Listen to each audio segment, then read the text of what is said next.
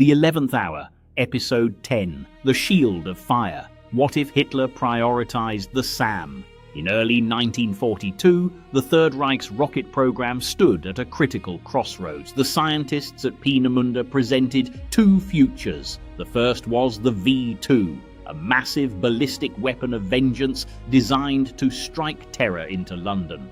The second was the Wasserfall, a supersonic, guided surface-to-air missile designed to sweep the skies clear of the massive Allied bomber formations that were beginning to level German cities. In our timeline, Hitler's obsession with offensive vengeance weapons meant the V2 received all the resources, while the Wasserfall was relegated to a low-priority side project. It was a fatal strategic error. Albert Speer, the Reich's armaments minister, would later lament that if the Wasserfall had been ready by the spring of 1944, it could have single-handedly collapsed the Allied air offensive. But in this alternate history, the Shield of Fire becomes the priority. By early 1944, the Wasserfall is not an experimental prototype, but a mass-produced pillar of the Kammhuber line. Standing at just a quarter the size of the V2, these missiles are far more efficient to build. Thousands of them are deployed in hardened, camouflaged batteries across Western Europe. These aren't the primitive rockets of OTL.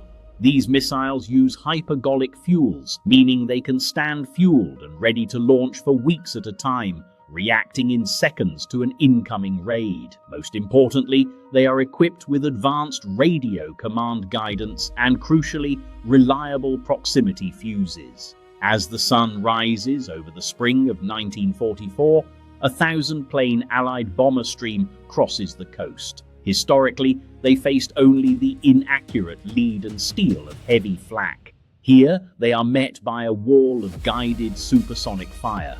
The tightly packed combat boxes, once a B-17's greatest defense, now become its death warrant.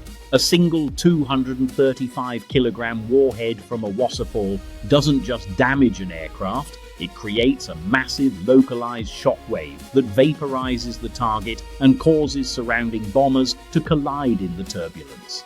By May 1944, the results are undeniable. The Allied air forces are suffering unsustainable loss rates.